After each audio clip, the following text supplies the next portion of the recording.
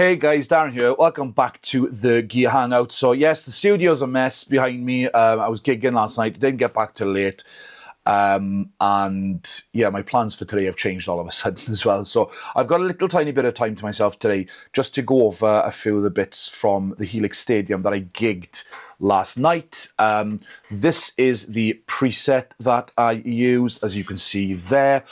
And I did have a few problems. Some of it was workflow issues that I've got to sort out myself.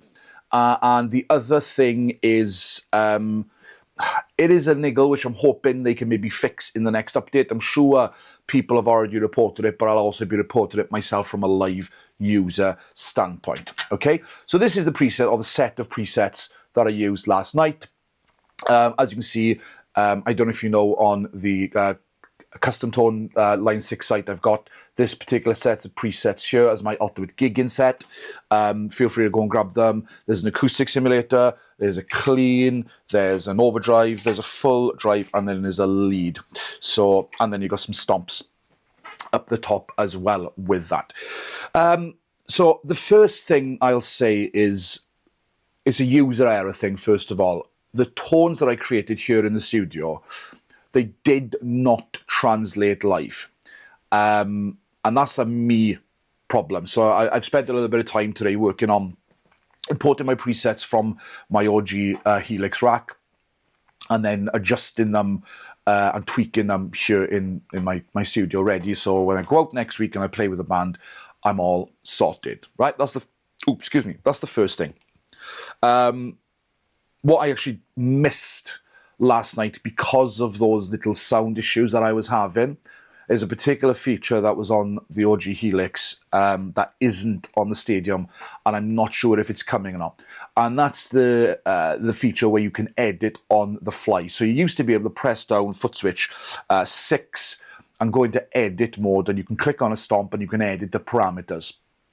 I used to do that quite often in gigs for particular rooms where maybe I needed to take the reverb down on the fly as I could hear it in my ears or front of house, or I needed to change some EQ here and there. Couldn't do that last night.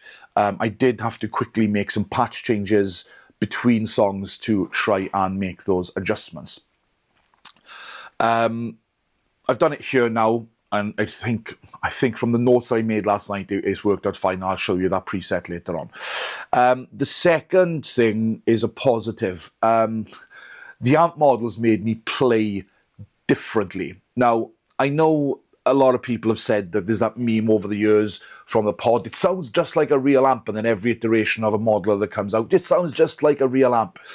It's not just about the sound, it's about the feel as well. And I think the Agora models, namely, what am I using here? The US Double Black Agora model. It's spot on. I found myself not needing as much gain for certain songs because the way that the amp was feeling, I was able to really, dig in and really get the sound as if it was plugged into a real amp. I know, people say it all the time, it's digital modeling and it'll never be as good as the real thing. However, I kind of feel this is as close as I'm going to get to the real thing. My amplifier is broken. I blew it up a few months ago and it still hasn't been repaired. So in terms of the real thing, this does feel genuinely like the real thing. The way that you use the volume knob, the way that you dig in, and the dynamics and the feel and it's all just there, right? It is genuinely all just there, especially from a live perspective, not in the studio, live. Okay, that's a massive positive for me. Yeah, so it's really, really cool just to be able to feel the things a little bit different. On to a negative. Now, I haven't got a camera on the Helix here, on the Helix Stadium XL, but I have got, obviously, this right here, which is the HX edit for the Helix Stadium. So this is my acoustic preset, right? Oh, also, I've got my power cab plugged into monitoring as well, by the way.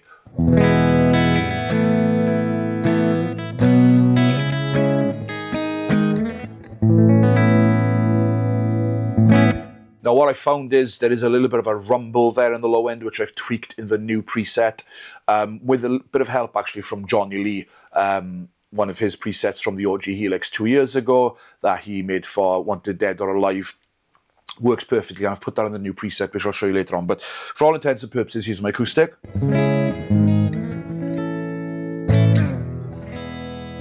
Okay, now I've got clean.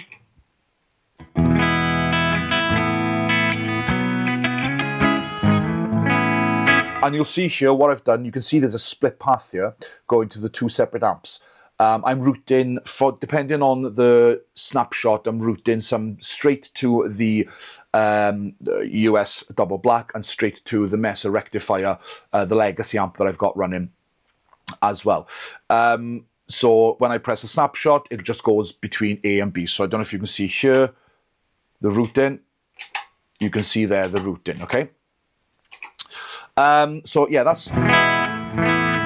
this is overdrive.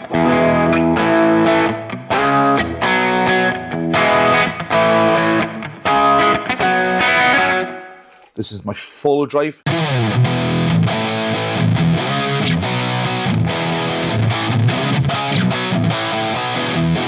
And my lead.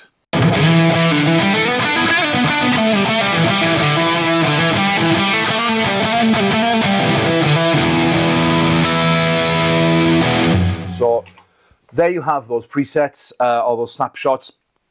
The notes that I created, like I said, I created just a couple of notes while I was playing last night, which I did sort out some of them with the global EQ. So less treble, everything was spiky and trebly, and yeah, it wasn't very pleasant. Have I got the global EQ here?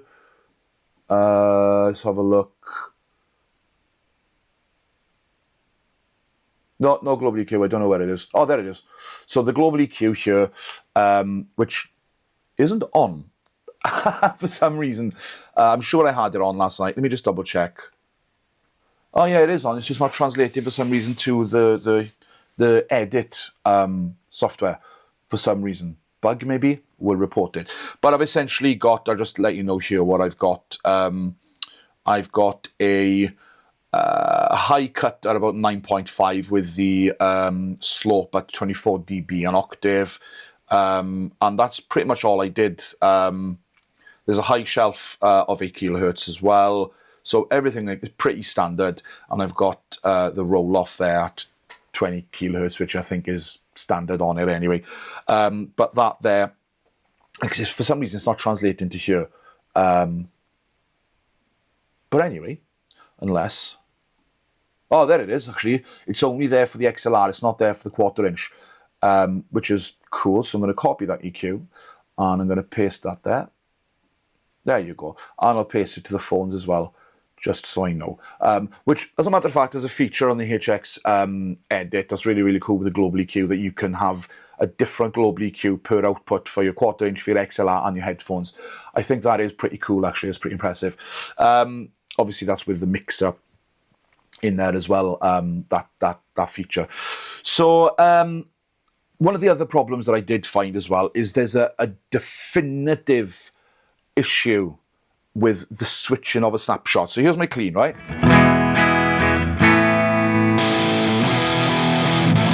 And that's for my full drive.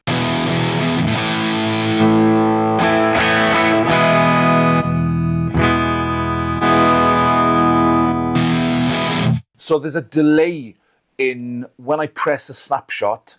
There's a couple of milliseconds, a noticeable amount of delay between you pressing the button and your desired actions to happen. So for clean, I've got it switched from, like I said, if I go back to the edit software here, for my clean, I've got it split to B. When I got a full drive, I'm splitting it to A. But what you aren't seeing is the delay on my screen here on the Stadium. Actually, I tell you what I'll do. While I'm here, I'll do it like this. On the fly. Right. So here's the Stadium. Excuse the Jack Skeleton slippers and Batman pajamas. I am a big kid. So when I press the button here, right, can you see the delay, for example, between the compressor here and the reverb here, right?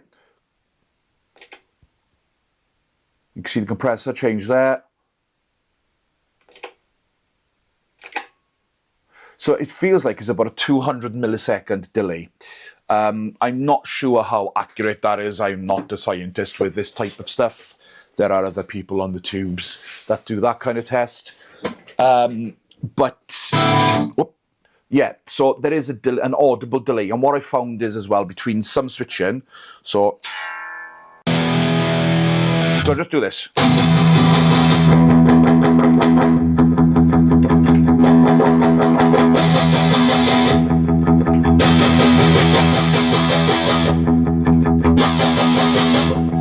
It almost feels as if there's a dip in volume, then there's a spike of volume, and then it comes down to where the snapshot is meant to be, or the preset is meant to be in terms of the settings and whatnot. It's noticeable when playing live. It is noticeable when playing live. I don't know why that is. I've tried a couple of things in my workflow to try and adjust for that. I've tried changing it so that this amp goes here and... Whoop. Hang on. Let's not do it. I've tried changing it so that one amp... The amps are in line and they just turn on and off as and when. But that didn't work either.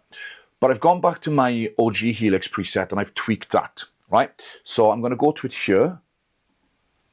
This is my OG Helix preset with a couple of tweaks on it. So here's my acoustic. Oh, scratchy pot.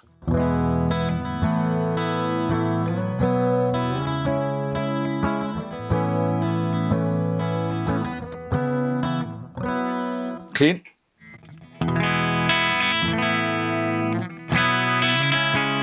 Overdrive.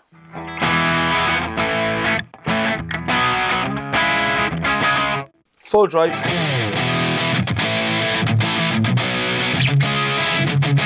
And lead.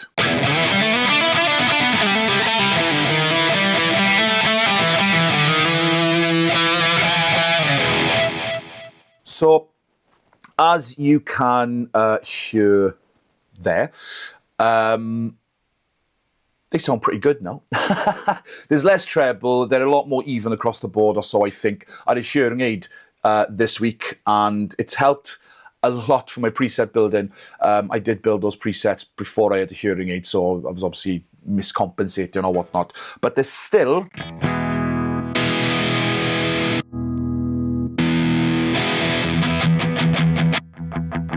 There it is, you hear that spike?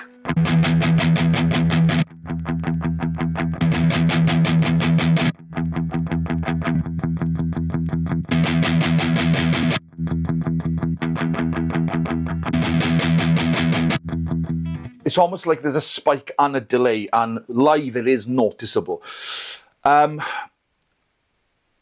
can live with it because I know that the guys are probably going to fix it somewhere down the line. Like I said, I will report it from my perspective as well. But the sounds are phenomenal. They sound like this overdrive sound. What have I got? I've got the what am I? The US double black, right? With a bit of overdrive.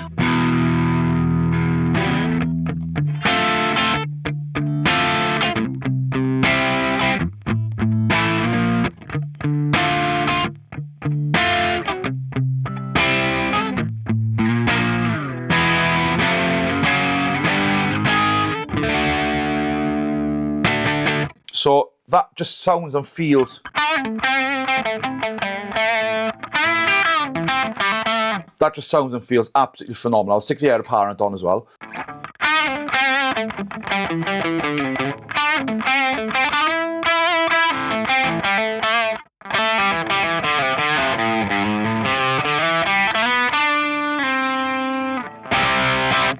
It just sounds and feels right, you know? So this is without the air apparent. There's a Minotaur. Air apparent.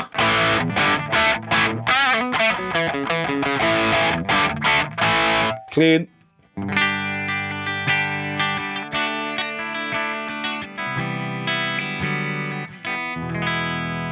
With a bit of air apparent. Just for a bit of grit, or I can put a scream out to it. But yeah, it sounds It's brilliant, man. The way that they've done the amps in this are absolutely phenomenal. But in terms of my gigging thoughts, the one thing as well, the expression pedal, I think it's perfect. Like, I didn't like the OG Helix expression pedal, right? Let's get it out of the way. I didn't like it at all, but it worked, and that's what mattered. The mission engineering expression I've got for the Helix rack, amazing. This is something else. This just feels that the throw on it, it's smooth. It's beautiful, man.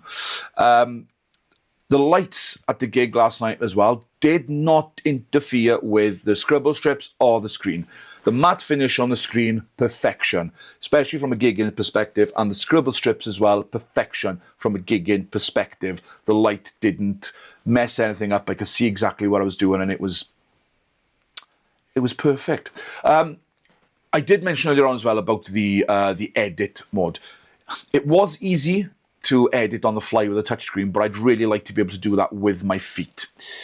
Hopefully that's coming. Hopefully. So, final thoughts after gigging the Helix Stadium XL last night. The sounds are there. Like, the sounds are there, and in my opinion, I hit my microphone. In my opinion, they are better than the OG Helix in terms of the way they feel, in terms of the way they react, in terms of the way they sound. Functionality-wise at the moment, I think because they've ironed out all the kinks in the OG Helix, functionality-wise, if I could replicate the majority of the functionality in the Stadium XL, I would. Other than that, live use, I was impressed in terms of the sounds. But hopefully some updates will fix a couple of the niggles that I have found. Anyway, tune in for more Helix content if you really want some, and other stuff as well. My name's Darren. Please like and subscribe as well. I'm about 100 hours away from being monetized in terms of the amount of hours watching. So please do that. That'll be really, really cool. I'll probably put that at the start of the video and replace it. But anyway, guys, thank you very much. I'll see you again soon. Bye. Cool, let's have a play.